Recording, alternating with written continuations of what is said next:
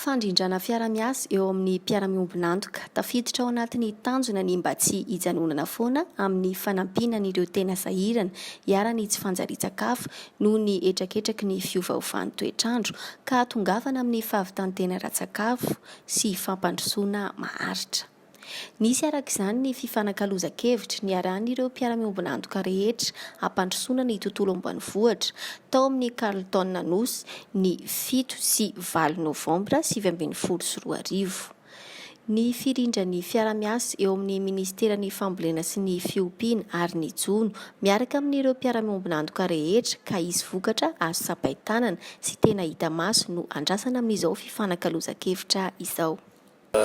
Mba tsy hijanona foana tsika amin'ilay ataontsika appui humanitaire ilay fanampiana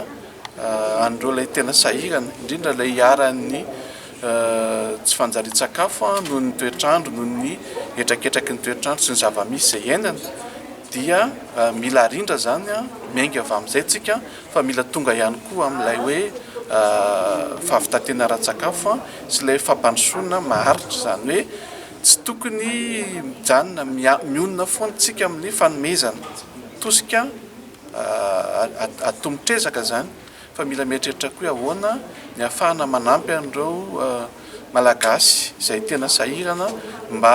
hiavotra sy hivoatra ary manana ny hoenti-manana amin'izany zany izy ireo.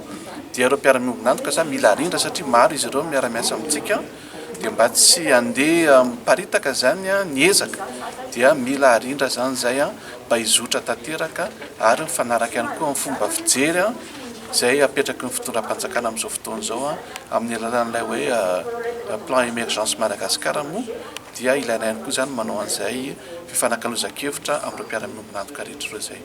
Ny fahavitantena ara-tsakafo no velorano lehibe iantsoroan'ny Ministeran'ny Fambolena sy ny Fiompiana ary ny Jona entina hiadiana amin'ny tsy fanjarian-tsakafo ary misy mari-drefy andrefesana izany, ka ny tena lehibe indrindra ao anatin'izany dia ny ahavitana manajary toeram-pambolena 100 hektara ao anatin'ny fepitaona 5 taona iasan'ny filohan'ny Repoblika Andry Rajoelina, ary misy ny efa afaka ambolena amin'ny 10 taona ity.